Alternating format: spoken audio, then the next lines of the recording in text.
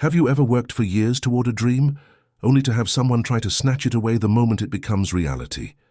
That's exactly what happened to us when we finally found our perfect piece of land. 5 beautiful acres where we could build our future home, far from the restrictions of city living and homeowners associations. Little did we know that within hours of closing on our property, we'd face a self-appointed neighborhood dictator who believed her authority extended far beyond her actual jurisdiction. Before I dive into this wild story, I'd love to know if you've ever dealt with someone overstepping their boundaries or claiming authority they didn't have. Drop a comment below sharing your experience. My wife Susan and I had spent nearly 2 years searching for the perfect property. We'd grown tired of subdivisions with cookie-cutter houses, shared walls, and endless rules about everything from mailbox colors to grass height. We wanted space, freedom, and the opportunity to build something truly our own. When our realtor called about 5 wooded acres with a stream running through it, just outside the city limits but still within commuting distance, we knew we had to see it immediately. The property was even better than described.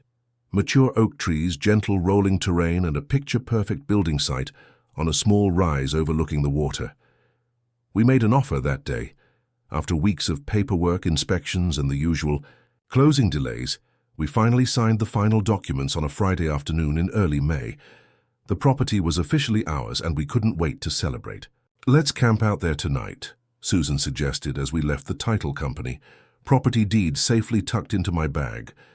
Just a simple tent setup to spend our first night on our own land.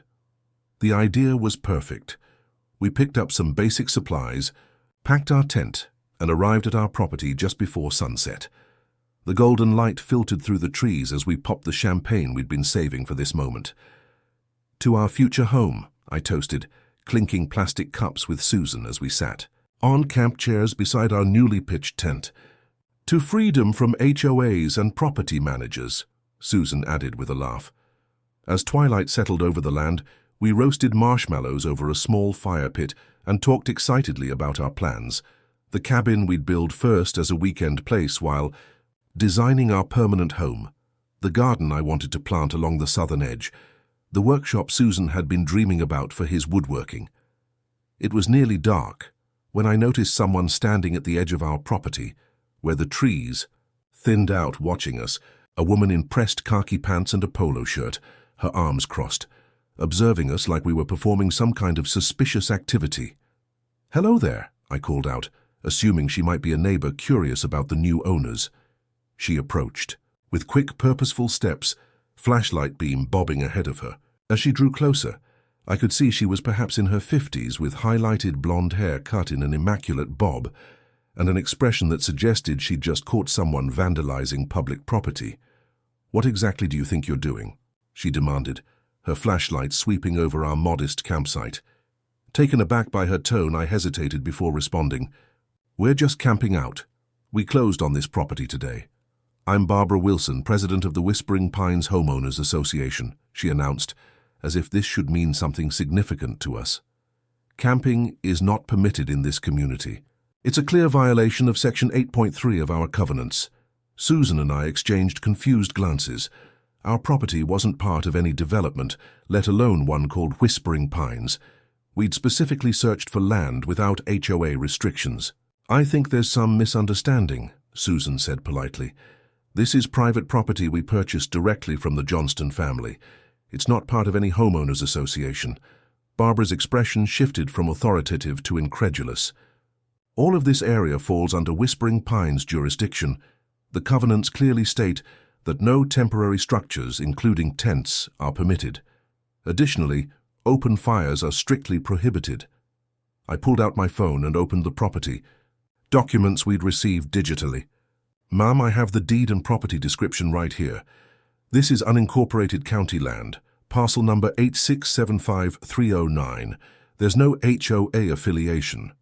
"I don't need to see your papers," she dismissed with a wave of her hand. "I've been HOA president for 7 years. I know exactly where our boundaries lie. But we specifically purchased this land because it isn't part of any development," I insisted, growing frustrated. "Well, you received incorrect information," Barbara stated firmly. The aesthetic standards of Whispering Pines apply to all properties, visible from our community. Your camping setup is clearly visible from several of our premium lots. Susan stood up, his patience visibly wearing thin.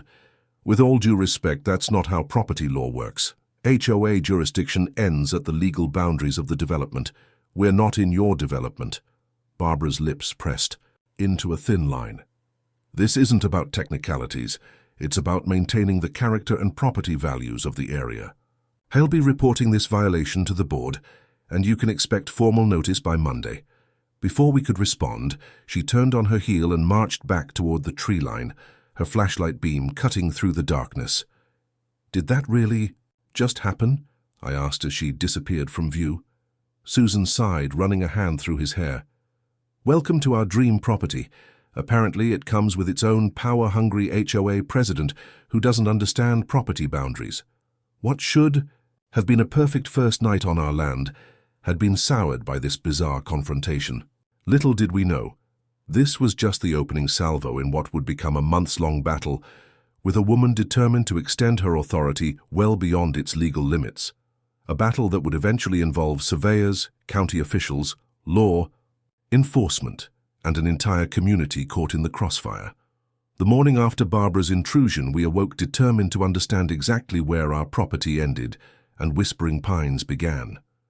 Over coffee brewed on our camp stove, we spread out the property documents on our folding table. According to the survey, we own everything from the county road to about 50 yards past the stream, Susan said, tracing the boundaries on the plat map. There's no mention of any easements or HOA restrictions. Let's check the county records online to be sure, I suggested, pulling out my laptop and connecting to our mobile hotspot. The county property database confirmed what we already knew. Our 5 acres were classified as unincorporated rural residential land with no subdivision affiliation. Further searching revealed that Whispering Pines was indeed a nearby development, but separated from our property by a strip of conservation land that served as a natural buffer. So Barbara was completely wrong, I concluded. Not only is our land not part of her HOA, but there's a whole conservation easement between us. Armed with this information, we spent the morning exploring our boundaries, finding the survey markers that defined our property lines. At the eastern edge, beyond a thick line of trees, we caught glimpses of large homes, presumably Whispering Pines. The development looked to be about a quarter-mile away across the conservation buffer. No wonder she said we were visible from premium lots, Susan noted. You'd need binoculars to see our campsite from there. With our boundaries confirmed, we focused on our original weekend plan, clearing a small area where we'd eventually build our cabin. By mid-afternoon, we'd marked out a modest 20-30-foot space and begun removing underbrush. Looks like we have company again, Susan murmured, nodding toward the tree line where Barbara was emerging, this time with a folder tucked under her arm. She marched directly to our campsite, expression stern. "I brought you the official violation notice," she announced, extending a printed document. "The board has been notified about your unauthorized camping and land clearing activities." I glanced at the paper, which was indeed formatted as an official notice, complete with Whispering Pines HOA letterhead, and intimidating language about fines and compliance timelines. "Barbara," I said as calmly as possible, "we appreciate your concern, but we've confirmed with county records that our property is not part of Whispering Pines. This notice doesn't apply to us." "Perhaps you don't understand how things work here," she replied condescendingly. "All properties within the viewshed of Whispering Pines are subject to our aesthetic guidelines. It's to maintain property values and community standards." Susan stepped forward. "That's not legally enforceable. Your HOA jurisdiction ends at your development's boundaries." Barbara's expression hardened. "We have agreements with surrounding properties. Your predecessors understood this arrangement. We purchased this land directly from the Johnston family," I countered. "They confirmed there are no HOA affiliations or agreements." The Johnstons were reasonable people who understood. "Community harmony," Barbara sniffed. "They would never have camped on the property or cleared trees without approval. It's our understanding the Johnstons used this land for hunting and recreation for decades," Susan pointed out, "including camping." Barbara ignored this, gesturing toward our partially cleared area. What exactly are you planning to do here? You know all structures must be approved by the architectural committee. We're planning to build a cabin, eventually followed by our permanent home, I explained, though I knew we owed her no explanation. We'll be following all county building codes and permit requirements. Absolutely unacceptable, Barbara declared. Whispering Pines is an exclusive community of luxury homes. A cabin would significantly impact property values. As this surreal conversation continued, an older man approached from the direction of the county road. He waved casually as he neared. "Afternoon, folks. Just wanted to welcome the new neighbors. I'm Jim Carson. I own the property to the west." "Of you?" Barbara immediately shifted her attention. "Jim, did you know these people are planning to build some sort of cabin? And they're camping overnight?" Jim looked confused. "On their own property? Why wouldn't they?" "It violates community standards," Barbara insisted. "Barbara, you know full well your HOA doesn't extend out here," Jim said with remarkable patience. "We've had this conversation when you tried to cite me for my barn color last year." Barbara's cheeks reddened. "The association has a responsibility to maintain standards in the entire area." "No, the association has jurisdiction within Whispering. Pines boundaries only," Jim corrected firmly. "Now why don't you head on back and let these folks enjoy their new property?" With a final glare at all of us, Barbara clutched her folder and marched back toward the tree line. After she'd gone, Jim turned to us with an apologetic smile. "Sorry. So about that. Barbara's been on a power trip since becoming HOA president.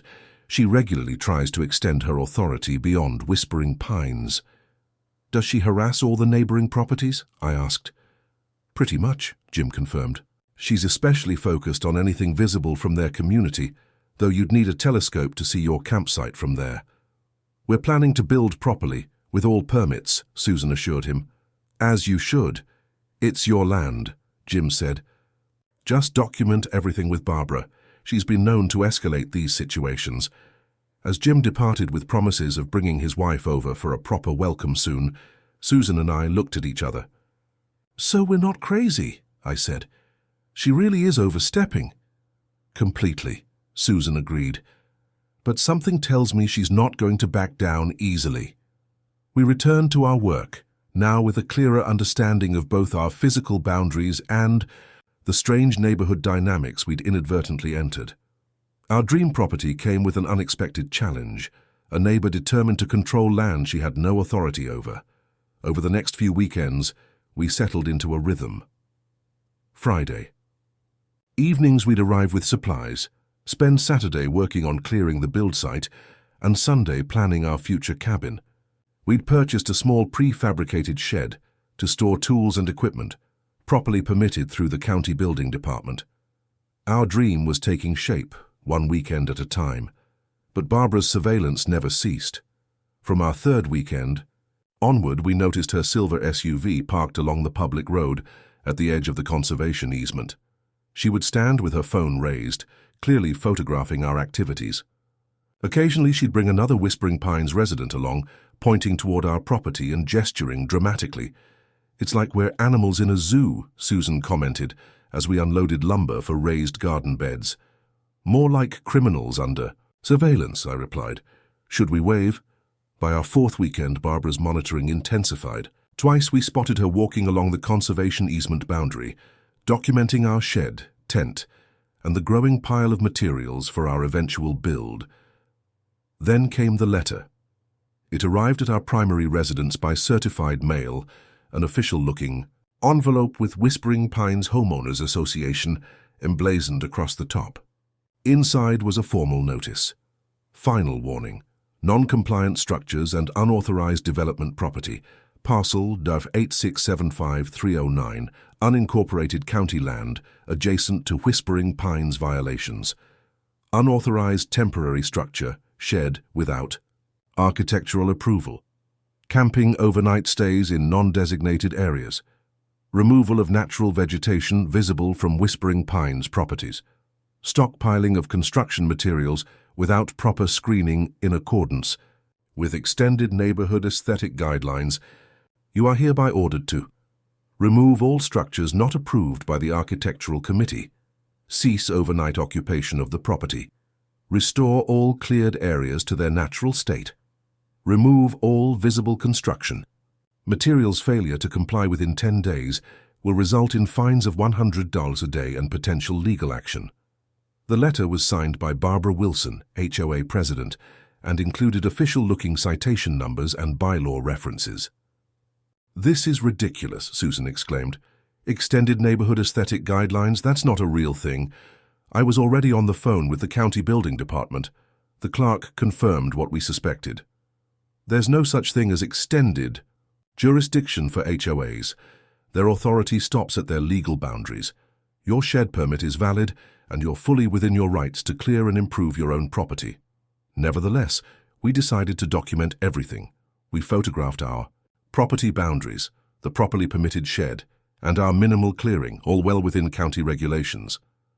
We filed the threatening letter with our growing collection of Barbara's communications. That weekend, we arrived to find a county code enforcement vehicle parked near our property. Inspector Davis introduced himself with an apologetic smile. "Got a complaint about unpermitted structures and environmental violations," he explained. "Have to follow up on all reports even when they seem questionable." We showed him our permits and walked the property together. He made notes, took photographs, and shook his head. "Everything here is in compliance," he confirmed. "The shed is properly permitted.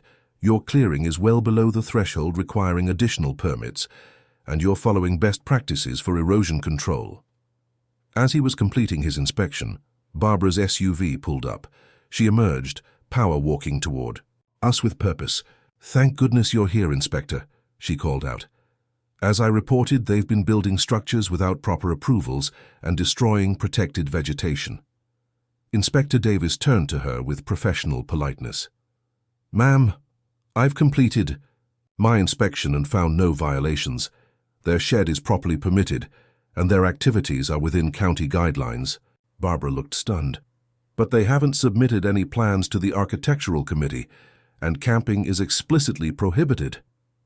"Ms. Wilson," the inspector replied patiently, "county regulations apply here, not homeowners association rules. This property is outside your HOA's jurisdiction." "That's a technicality," Barbara insisted. "We have extended aesthetic guidelines for adjacent properties.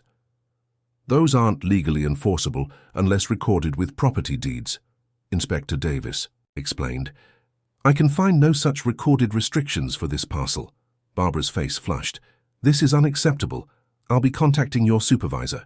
After she stormed off and Inspector Davis departed, we discovered Barbara had been busy beyond just making complaints. A neighbor from the adjacent property stopped by to warn us. "Barbara's been distributing flyers throughout Whispering Pines," she explained, handing us a copy. "Thought you should see this." The flyer was alarming. "Urgent community alert. Dangerous development threatens Whispering Pines property values. Unpermitted structures, environmental damage, and transient occupation occurring on adjacent land. Emergency HOA meeting Tuesday to discuss community response." Accompanying the text were our photos, clearly taken from the conservation easement, with red circles highlighting our modest shed and camping setup, presented as if they were environmental hazards. "She's been going door to door telling everyone you're building some kind of compound," our neighbor continued. "Most people aren't buying it, but she's stirring up the newer residents who don't know the property boundaries." As we thanked her for the warning, Susan noticed something at the edge of our property. New signs had appeared along the tree line. "No trespassing, Whispering Pines private property." The signs were placed a good 30 feet inside what we knew to be our land. She's not just making false claims now, I realized. She's actually trying to take our property. The escalation had moved from annoying to alarming. First thing Monday morning, I called Taylor Martinez, the surveyor who had conducted our pre-purchase property assessment. "Someone's placed no trespassing signs well inside what we believe is our property line," I explained. "We need to verify the exact boundaries." Taylor arrived Wednesday afternoon, equipment in tow. Barbara's SUV appeared within 20 minutes of his arrival, parked at her usual observation post. "Your neighbor seems quite interested in our work," Taylor remarked as he set up his transit. "That's Barbara," Susan explained. "She thinks her COA jurisdiction extends to our property." Taylor raised an eyebrow.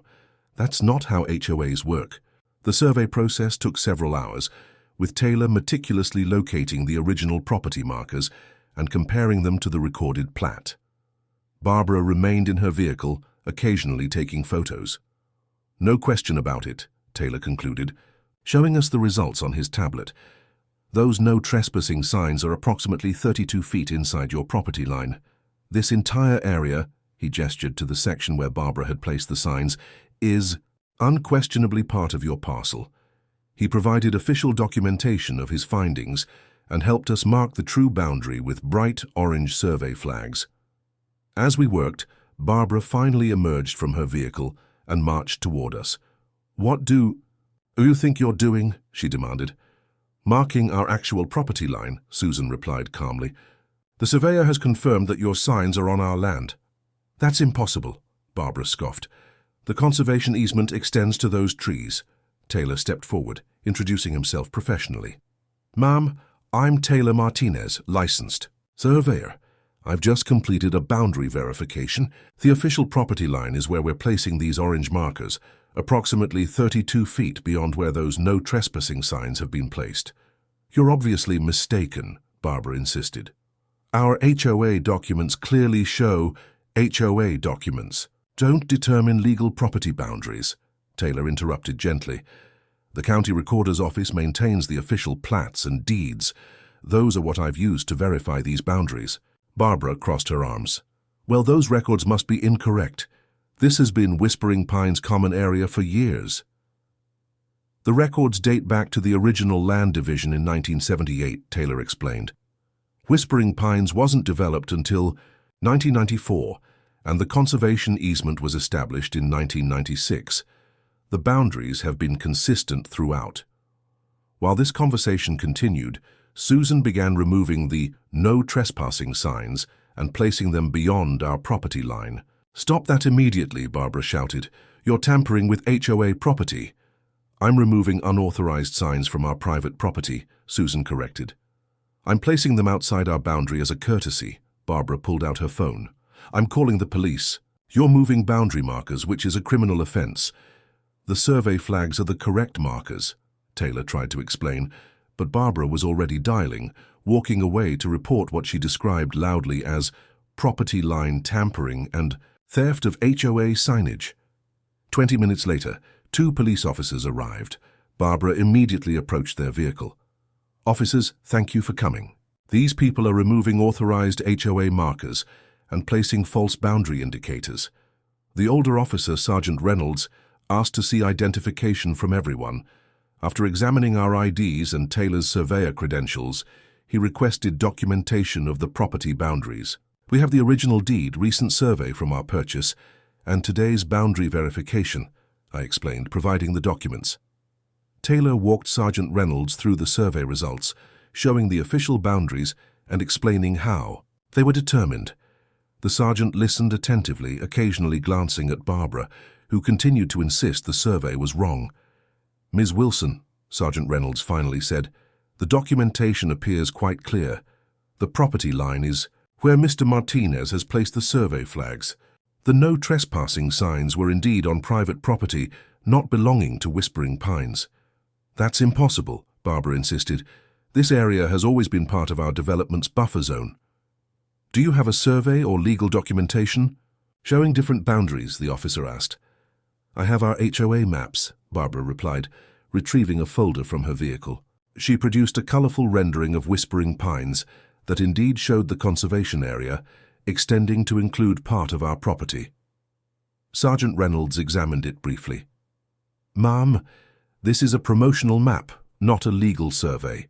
It has no standing regarding actual property boundaries. But we've always—" "Miss Wilson," Sergeant Reynolds interrupted firmly, "placing no trespassing signs on someone else's property could actually constitute criminal trespass yourself. I strongly recommend you respect the legal boundaries established by official survey." The younger officer had been examining the removed signs. "These appear to be recently installed. The posts are still fresh." "They were placed sometime between Sunday evening and yesterday," I confirmed. "Ms. Wilson, did you place these signs?" Sergeant Reynolds asked directly. Barbara's composure faltered. The Beautification Committee determined appropriate placement based on our understanding of the boundaries. Based on this survey and the property deed, that understanding was incorrect, the sergeant stated. I'm going to strongly advise you not to place any more signs on their property and to communicate the accurate boundaries to your HOA board. After the officers departed, Barbara remained, fuming silently as Taylor completed his work. Before leaving, she delivered a final warning. This isn't over. The HOA board will be addressing this boundary dispute at our next meeting. Taylor packed his equipment, shaking his head. There is no legitimate dispute. Boundaries are clearly established. In county records. As we watched Barbara's SUV disappear down the road, Susan sighed. I thought having the police confirm our boundaries would end this. I don't think anything will end this except Barbara accepting reality, I replied. And that seems increasingly unlikely. We had won this round, establishing our true boundary with official documentation and police validation. But Barbara's determination to claim our land suggested the battle was far from over. With our property boundaries officially verified and documented, we decided to move forward with the next phase of our plan, applying for permits to build our small cabin. We'd designed a modest 800-square-foot structure that would eventually serve as a guest house once we built our permanent home. Monday morning found us at the county permitting office, detailed plans in hand. We'd spent weeks ensuring our design met all building codes and environmental requirements, working with an architect familiar with rural construction regulations. Everything looks in order, said Nancy, the permit technician, as she reviewed our application. Your plans comply with county requirements for unincorporated rural residential zones. The setbacks are well within limits, and your environmental impact statement addresses all concerns about the stream. Just as she began processing our paperwork, the office door swung open and a familiar figure appeared. Barbara, dressed in what appeared to be business attire complete with blazer and pearls, strode purposefully to the counter. I need to register a formal objection to this permit application, she announced, placing a folder on the counter. I'm Barbara Wilson, president of the Whispering Pines Homeowners Association, and this proposed structure violates numerous community guidelines. Nancy looked confused. Are you a direct adjacent property owner? I represent the adjacent development, Barbara replied confidently. This cabin would be visible from multiple Whispering Pines properties and would significantly impact property values. Nancy turned to her computer. Let me check if there are any recorded covenants or restrictions on this parcel. After a moment of searching, she looked up. There are no HOA affiliations or deed restrictions recorded for this property. It's unincorporated county land subject only to county zoning regulations. There's a significant environmental concern, Barbara pressed. The proposed building site is near a natural waterway that feeds into our community pond system. Their environmental impact statement has already been approved by our department, Nancy explained patiently. The proposed structure is well beyond the required 100-foot setback from the stream. Barbara opened her folder, producing a document with the Whispering Pines logo. Our community environmental preservation guidelines clearly state, Ms. Wilson, Nancy interrupted gently, your HOA guidelines have no jurisdictional authority over property outside your development boundaries. The county regulations are what apply here, and their application meets all requirements. Barbara's expression hardened. I'd like to speak with your supervisor. While Nancy called her supervisor, we exchanged glances, unsurprised but still frustrated by this latest interference. The supervisor, a grey-haired man named Richard, emerged from a back office moments later. After listening to Barbara's increasingly creative objections, ranging from wildlife migration patterns to firefighting access concerns, Richard remained unmoved. Ms. Wilson, I understand your concern for your community, but this permit application meets all county requirements. The HOA has no standing to object to permits on property outside its legal boundaries. We'll be appealing this decision to the county commissioners, Barbara declared, and filing for an environmental impact review hearing. Richard maintained his professional composure. That is your right, but be advised that filing frivolous appeals may result in administrative fees. Barbara glared at all of us before gathering her materials and departing. phone already at her ear as she pushed through the door. "I apologize for the interruption," Richard said once she'd gone. "This isn't the first time Ms. Wilson has attempted to extend HOA jurisdiction beyond its boundaries. Despite Barbara's threats, our permits were approved the following week. We scheduled delivery of building materials for Saturday, eager to begin construction while the weather remained favorable. Saturday morning arrived with perfect building conditions, clear skies and cool temperatures. We were laying out the cabin foundation when the first vehicles appeared along the road. Barbara had organized a small group of Whispering Pines residents, about 8 people holding handmade signs. "Stop environmental destruction and protect our property values."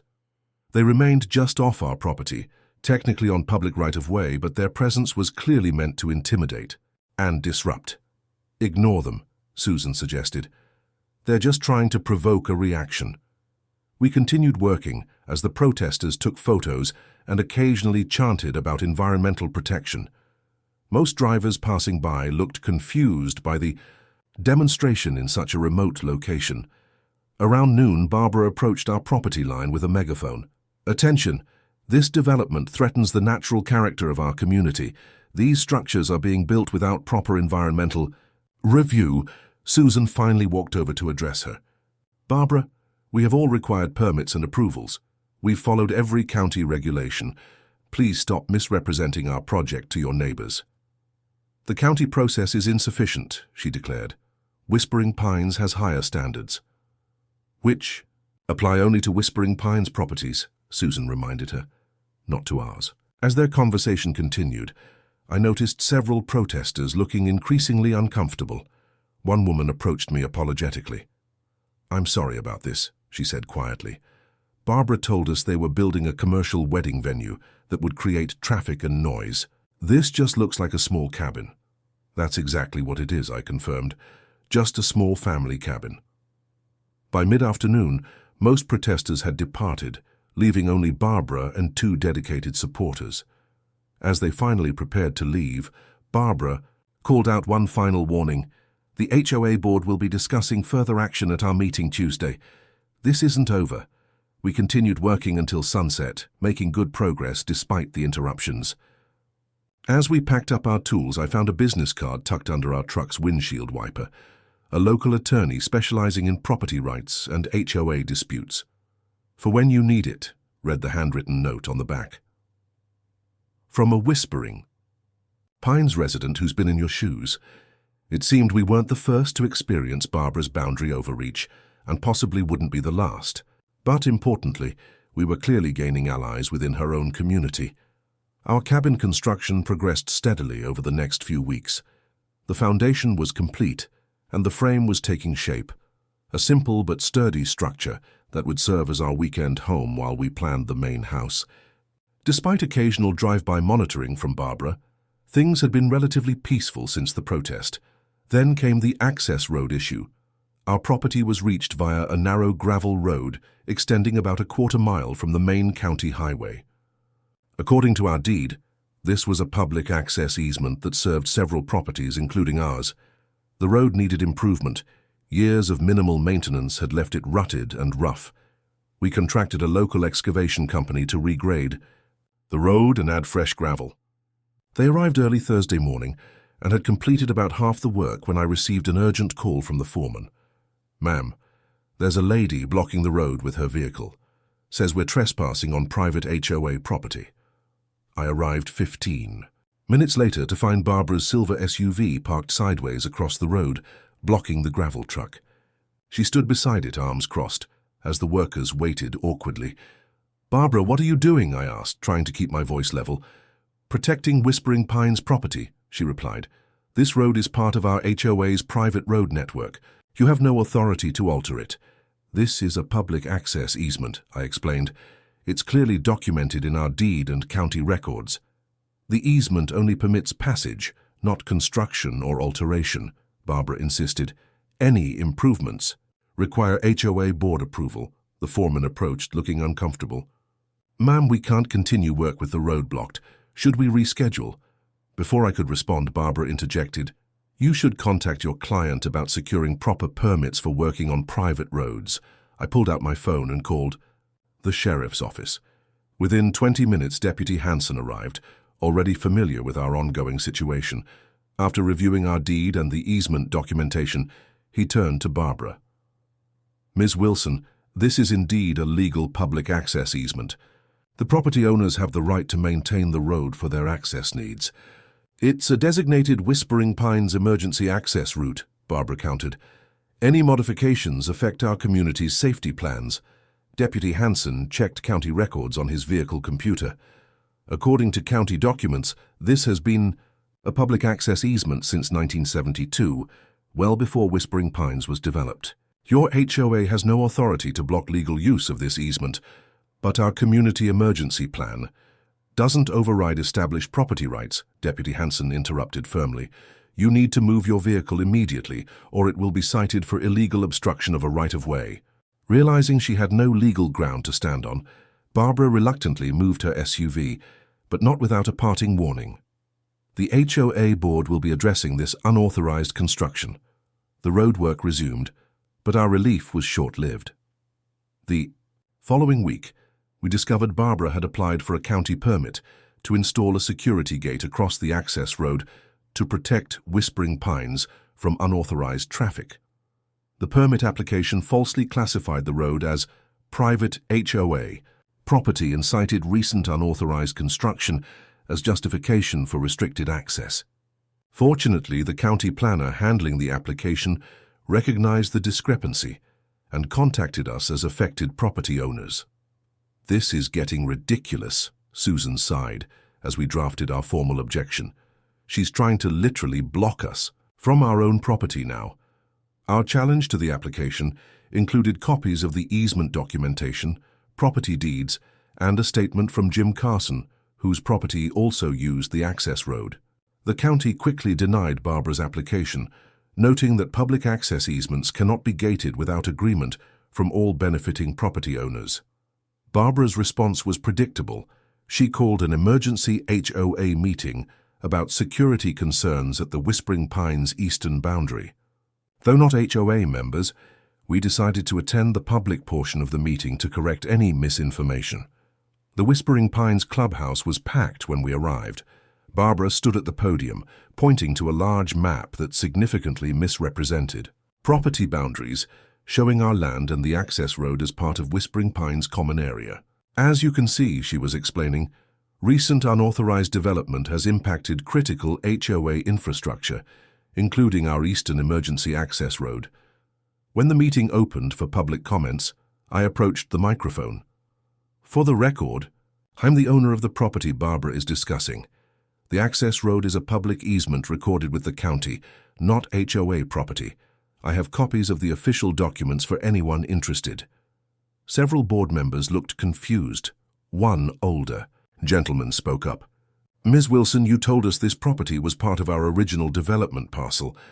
It is commonly understood, Barbara began, but the gentleman interrupted. Is it legally part of Whispering Pines or not? Simple question. When Barbara hesitated, another board member, a woman in her 60s, asked directly, has the HOA been attempting to regulate property outside our legal boundaries? The meeting quickly turned contentious, with several HOA members expressing concern about potential liability from Barbara's actions. One resident, an attorney, pointed out that misrepresenting HOA boundaries could expose the association to legal action. The HOA could be held liable for harassment and interference with property rights, he warned. We need to be very clear about where our authority ends. By meeting's end, a clear division had emerged within Whispering Pines. Several board members suggested a formal review of Barbara's actions, while others defended her as protecting community interests. As we left the clubhouse, a neighbor named Susan approached us quietly. Just so you know, many of us don't support what Barbara's doing. She's been causing problems inside Whispering Pines too. Extreme rule enforcement, arbitrary fines, threatening letters. The following morning, we discovered the access road had been damaged overnight. Deep trenches dug across the newly graded surface, apparently by someone using a shovel or garden tool. Our security camera had captured a figure working in the darkness but the footage was too distant and dim for positive identification. The battle had escalated from bureaucratic interference to potential vandalism. We were winning the legal arguments, but Barbara's desperation seemed to be growing, and with it, the risk of further escalation. With construction on our cabin moving forward and the access road repaired, we turned our attention to another project, a small decorative pond near the stream running through our property. We'd designed it as a natural feature that would enhance the wildlife habitat while providing a peaceful spot to enjoy the surroundings. After obtaining the necessary permits from the County Water Resources Department, which included ecological impact reviews, we began excavation one sunny Saturday morning. The small pond would be about 20 feet in diameter, positioned well away from the stream, but designed to create a complementary wetland environment. We were only a few hours into the work when Barbara appeared at our property line, clipboard in hand, taking photos and making notes. "What are you documenting now, Barbara?" Susan called out, setting down his shovel. "Illegal water diversion," she replied without looking up. "You're interfering with Whispering Pines water rights." I approached the boundary, permits in hand. "We have all the necessary approvals. This pond isn't connected to the stream and won't affect downstream water flow." "That stream feeds our community pond system," Barbara countered. "Any alterations to the watershed impact our water features, which are legally protected by prior appropriation rights." The claim was so absurd I almost laughed. "Barbara, prior appropriation water rights apply to water usage, not to building a decorative pond on private property. And according to county records, Whispering Pines doesn't have water rights to this stream anyway." "Our development predates your ownership," she insisted. "We have established usage rights that supersede recent permits." Rather than argue further, I returned to work while Barbara continued her documentation. By afternoon she had departed, and we completed the initial excavation without further interruption. Monday morning, however, brought a call from the Water Resources Department. An environmental officer needed to inspect our pond work following a credible report of unauthorized water diversion. The officer, a practical woman named Rivera, arrived that afternoon. After reviewing our permits and inspecting the excavation, she shook her head. "This is exactly as described in your approved plans. There's no connection to the stream, and your runoff management exceeds requirements." She sighed, checking something on her tablet. "The complaint claimed you were damming the stream and diverting water to a massive commercial-scale water feature." "Let me guess who filed that complaint," I said. Officer Rivera maintained her professional demeanor. "I can't disclose that, but this does appear to be the third unfounded complaint about this property from the same source." She completed her inspection, documenting that our pond project was fully compliant, and departed with an apologetic smile. The water rights issue might have ended there, but the incident catalyzed something unexpected. It brought together neighbors from both our rural area and Whispering Pines who were tired of Barbara's interference. Jim Carson organized an informal gathering at his property that weekend. To our surprise, about 20 people attended, including several Whispering Pines residents we recognized from the HOA meeting. "Figured it was time we all talked directly," Jim explained as he distributed cold drinks. "Barbara doesn't speak for all of Whispering Pines, and this situation affects everyone." Susan, the sympathetic neighbor from the HOA meeting, had brought several other residents. "We've formed a concerned homeowners group within Whispering Pines," she explained. "Barbara's actions are creating potential liability for all association members. She's filed 17 violation notices against my garden in the past year," added an elderly man who introduced himself as Walter. "When I proved I was compliant with HOA guidelines, she tried to change the rules retroactively. As stories were shared, a clear pattern emerged. Barbara had been systematically overreaching her authority both within and beyond Whispering Pines' boundaries. Most revealing was information from Robert, a former HOA board member. Barbara has tried to purchase several properties bordering Whispering Pines over the past few years. She's been open about wanting to expand the development's footprint. "Including our land?" I asked. Robert nodded. "She approached the previous owners multiple times. When they refused to sell, she began claiming parts of their property were actually HOA common areas. This explained Barbara's persistence. Our land wasn't just an enforcement target, but a personal acquisition goal thwarted by our purchase. The group agreed to share information and documentation moving forward. Several Whispering Pines residents planned to formally request financial records to investigate whether HOA funds were being misused for Barbara's personal boundary disputes. As the gathering concluded, Susan pulled us aside. "There's going to be a special board meeting next week. Several members are questioning Barbara's actions, especially after discovering she's been representing personal opinions as official HOA positions. Will that make a difference?" Susan asked. "The board can remove her as president if she's found to be acting without authorization," Susan explained. "There's growing support for leadership change." We returned home cautiously optimistic about this potential shift in dynamics. However, our hope was tempered the following morning when we discovered all our survey markers had been removed overnight, replaced with new markers 50 feet inside our boundary, along with fresh Whispering Pines property signs. More concerning was a document we found attached to our cabin frame, a crudely altered survey map showing a corrected boundary that claimed nearly an acre of our land as Whispering Pines Common Area, with Barbara's signature as HOA president. This wasn't just harassment anymore. It was a direct attempt to steal our property through fraudulent documentation. We immediately called both our attorney and the sheriff's department.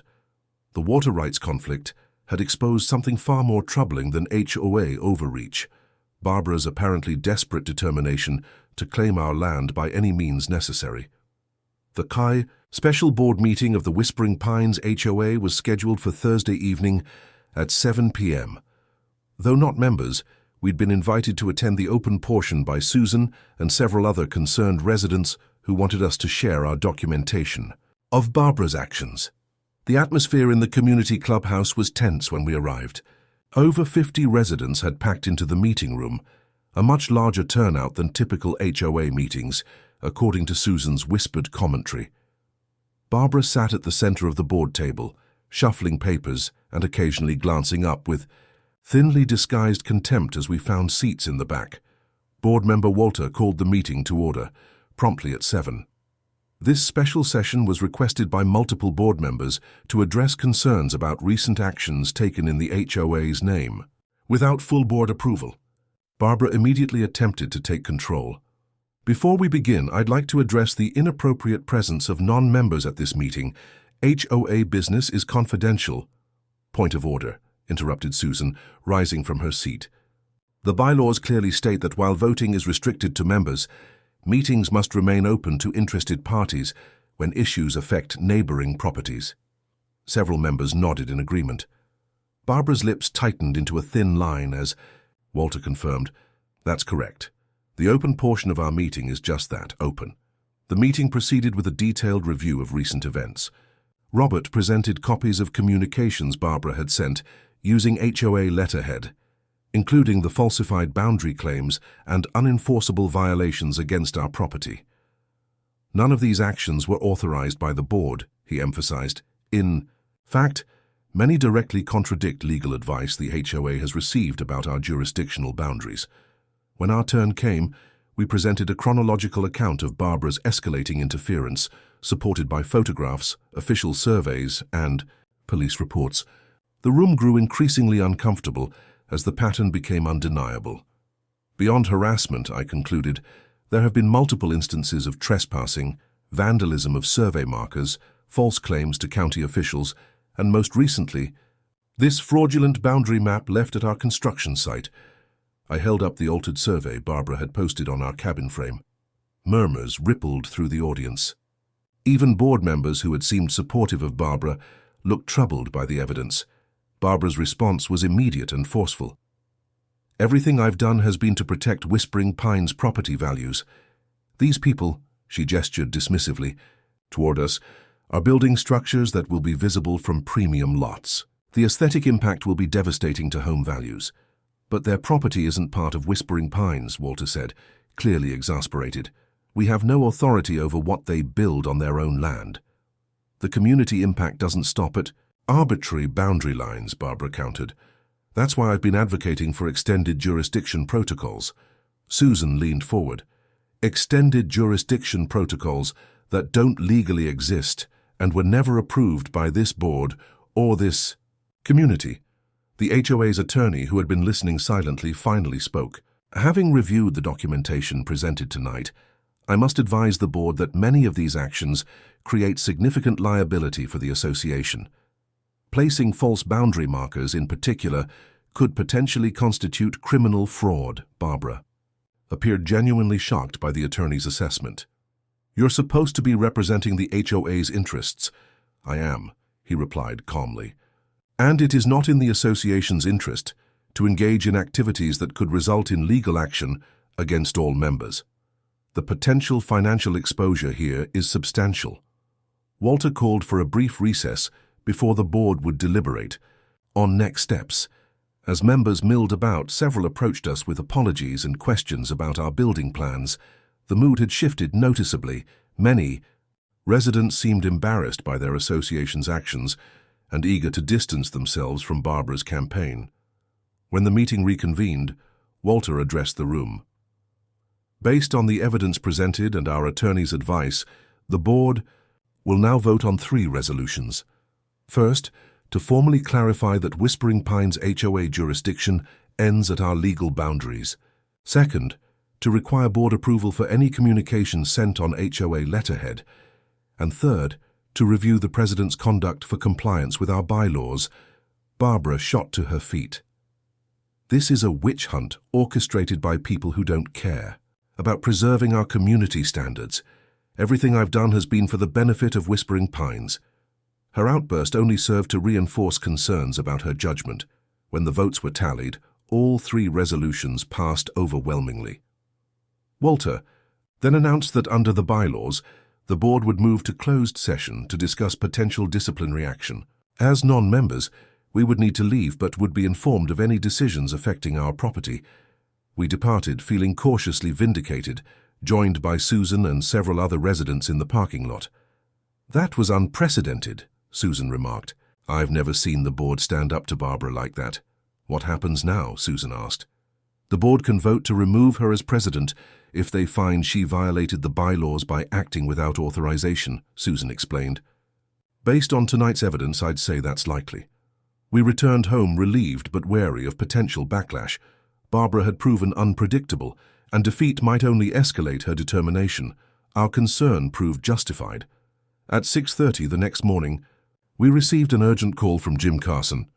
You need to check your property right away, he warned. Barbara was seen driving toward your land at dawn, looking extremely agitated.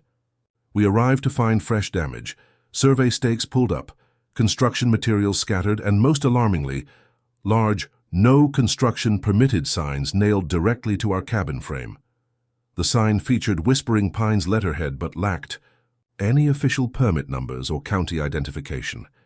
As we documented the vandalism, Susan called with news from the closed board session. Barbara has been removed as HOA president, effective immediately. The board voted to send a formal cease and desist letter to her from the HOA's attorney, explicitly prohibiting her from representing herself as acting on behalf of Whispering Pines. By afternoon, we'd learned more details. Barbara had stormed out of the closed session after the vote, declaring the board's action illegitimate and vowing to protect the community regardless of lack of support. The HOA attorney arrived at our property that evening to personally inspect the unauthorized signs Barbara had posted. These will be coming down immediately, he assured us, taking photographs. And I want you to know that the association deeply regrets the actions taken by Ms. Wilson. A formal letter disavowing her claims and confirming your property boundaries will be issued tomorrow. As darkness fell, we reflected on the dramatic shift in dynamics. What had begun as one woman's attempt to exert control beyond her authority had transformed into a community standing up for property rights and appropriate boundaries, both literal and figurative. The HOA rebellion had successfully checked Barbara's power, but her pre-dawn vandalism suggested she wasn't prepared to accept the new reality. Despite the progress, we wondered what personal vendetta might remain, and how far she might go to pursue it outside the HOA's authority she had now lost. The weeks following Barbara's removal as HOA president brought unexpected peace to our property. Construction on our cabin progressed steadily, with the exterior nearly complete and interior work underway. The new Whispering Pines board, now led by Walter, had made genuine efforts to repair relations, even organizing a neighborly cookout to welcome us properly to the area. Barbara herself had been conspicuously absent from public view. According to Susan, she had stopped attending HOA meetings entirely and rarely emerged from her home except for essential errands. Some neighbors reported seeing moving boxes being delivered to her house, sparking speculation she might be planning to leave Whispering Pines. "Maybe she's finally accepted reality," Susan suggested one evening as we enjoyed dinner on our newly completed cabin deck. The community turned against her pretty decisively. "Maybe," I agreed, though something in my gut remained unsettled. Barbara's obsession with our property had seemed too personal, too intense to simply evaporate. That night around 2 a.m., our security system triggered an alert.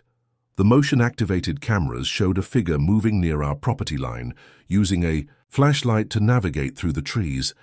We watched the live feed as the person methodically worked their way around our boundary, stopping at each survey marker. "I'm calling the sheriff," Susan said, already dialing. "This has gone on long enough." While waiting for deputies to arrive, we continued monitoring the security feed. The figure had now moved onto our property itself and was approaching the cabin. As they drew closer to one of our floodlights, their identity became unmistakable. Barbara, carrying what appeared to be a stack of metal signs and a hammer.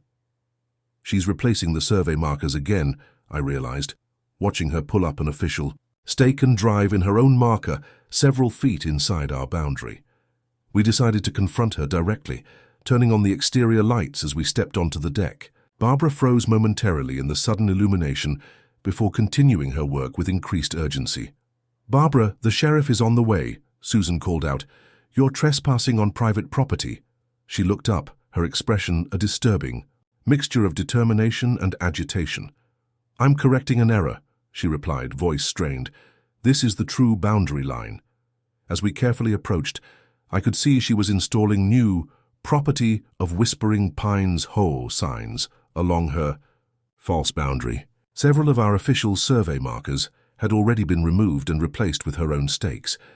"Barbara, the property lines have been legally verified multiple times," I said, keeping my voice calm. "The HOA has acknowledged these boundaries. You're trespassing and tampering with survey markers, which is against the law." "The HOA has been compromised," she responded, hammering another sign into place. "They've abandoned their responsibility to protect community standards." "This isn't about community standards," Susan pointed out. "This is about respecting legal property boundaries." Barbara straightened, turning to face us fully. In the harsh security lights, she looked exhausted, her normally immaculate appearance disheveled. "You don't understand what's at stake. I had plans for this parcel. Expansion plans that would have made Whispering Pines the premier development in the county." The pieces suddenly clicked into place. "You wanted to buy our land for yourself," I realized. This wasn't about HOA regulations at all. Barbara's expression confirmed my suspicion. "I tried to purchase this property 3 times before you swooped in with your cash offer. 3 years of planning, negotiating with the Johnstons, developing expansion proposals. This was supposed to be the new Whispering Pines executive section, with my home as the centerpiece. So all of this, the false violations, boundary disputes, harassment, was because we bought land you wanted?" Susan asked incredulously. "You ruined everything with your ridiculous cabin and camping," she spat. "This land deserved proper development, not some weekend hobby project."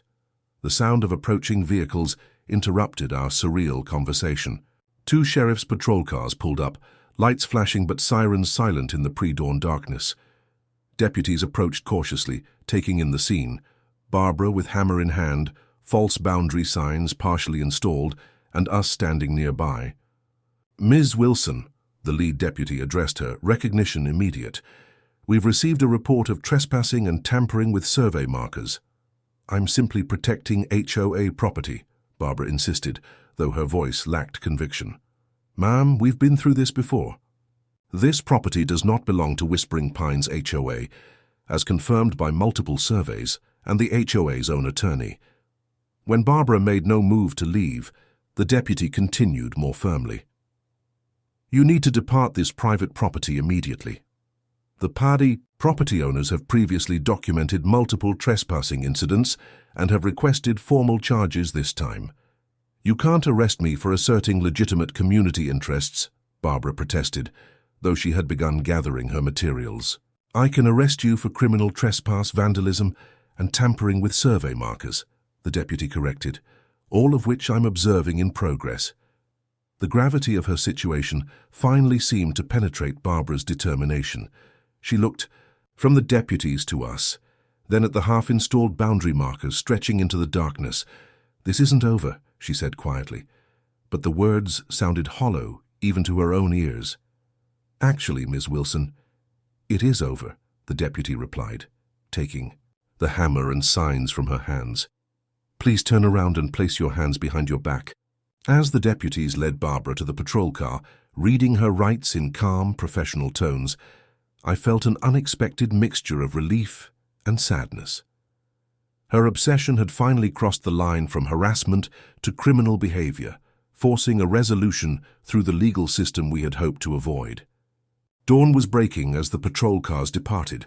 Standing in the growing light, we surveyed the false markers Barbara had installed and the genuine ones she had removed. "We'll need another survey to document the tampering," Susan noted. "And stronger security," I added, gazing into the woods that separated our property from whispering pines. The confrontation had finally forced the issue to its conclusion, but the experience had forever changed our relationship with the land we'd once seen. As a peaceful retreat from conflict and complications, 6 months passed with remarkable tranquility. Our cabin was completed just as autumn painted the surrounding woods in brilliant reds and golds. The interior was simple but comfortable. An open-concept living area with large windows overlooking the stream, a cozy bedroom, and a small loft for guests. It was everything we'd envisioned when purchasing the land, a perfect weekend retreat while we planned our permanent home. Barbara's trespassing arrest had marked a definitive end to her campaign against our property. Following a court-ordered psychiatric evaluation, she had accepted a plea agreement that included probation, community service, and mandatory counseling. Most significantly, she had sold her Whispering Pines home and moved to another state to be closer to family. The transformation in neighborhood relations had been equally dramatic. Under Walter's leadership, the Whispering Pines HOA had adopted new bylaws, explicitly defining their jurisdictional boundaries and requiring board approval for any enforcement actions. The extended neighborhood aesthetic guidelines Barbara had invented were officially repudiated, replaced with a simple good neighbor policy, emphasizing communication and respect. "It's like a dark cloud lifted from the entire area," Susan remarked during one of her regular visits. She had become a good friend and frequent weekend guest at our cabin. People actually talk to their neighbors now instead of reporting them for imagined violations. The healing process had been intentional on both sides. Walter and the new board had organized joint activities between Whispering Pines residents and surrounding property owners, breaking down the artificial divisions Barbara had cultivated. What began as fence-mending gestures had evolved into genuine friendships and community connections. On a perfect June morning, these efforts culminated in the first annual Boundaries Picnic, a community gathering held at the conservation easement separating our properties. Folding tables stretched along the natural border, laden with potluck dishes contributed by residents from both sides. Children played tag across invisible property lines, while adults mingled freely, sharing stories and laughter. "Who would have thought we'd be celebrating together after everything that happened?" Jim Carson mused, watching the festivities from our picnic blanket. "Community is stronger than conflict," his wife observed. Once people remembered that, healing was inevitable. I found myself chatting with newcomers who had purchased Barbara's former home, a young family with 2 small children who were delighted by the natural surroundings and friendly neighbors. "We were worried about moving into an HOA," the father confided. "We'd heard horror stories about excessive rules and power-hungry boards. Things are different now. Walter assured him, joining our conversation. We've learned some valuable lessons about the proper purpose of community associations, supporting neighbors, not controlling them. As the picnic wound down, Walter called, "For everyone's attention. Before we wrap up today, I'd like to make a small presentation." He unveiled a simple wooden sign that read, "Good Neighbor Boundary," with arrows pointing in both directions. We thought this might be a more appropriate marker than survey stakes and "No Trespassing" signs. The gesture was met with approving applause from both communities. The sign would stand at the main path between properties, a symbol of the new relationship that had emerged from conflict. Later that evening, as guests departed and the golden light of sunset filtered through the trees, Susan and I walked our property boundary, not to check for encroachment or violation, but simply to appreciate the beauty of our land. "It's funny," Susan reflected, "when we bought this property we were looking for isolation, a retreat from neighbors and rules and complications. And instead we found a community," I finished, "just not the way we expected." The boundary that had once been contested was now just a technical demarcation on surveys and deeds, no longer a battleground of conflicting claims. The us versus them mentality Barbara had cultivated had been replaced by a more nuanced understanding. Different properties with different purposes, coexisting with mutual respect. Our once empty guest book now overflowed with names: Jim and his wife, Susan, and her children, Walter and his dog Scout, and dozens of other neighbors from both sides of the former divide. The cabin that Barbara had fought so hard to prevent had become a gathering place, strengthening the very community she claimed to protect. As we reached the stream, we paused to watch the sunset reflect on the water. The small pond we'd created had matured beautifully, attracting frogs, dragonflies, and occasional deer that drank from its edges at dawn. Nature had healed the scars of construction just as time had healed the neighborhood's divisions. "Do you ever wonder what happened to Barbara?" I asked. "Susan heard from a former neighbor that she's doing better with treatment," Susan replied. "Apparently she's even joined a gardening club in her new community, as a member, not president." We smiled at this hopeful epilogue.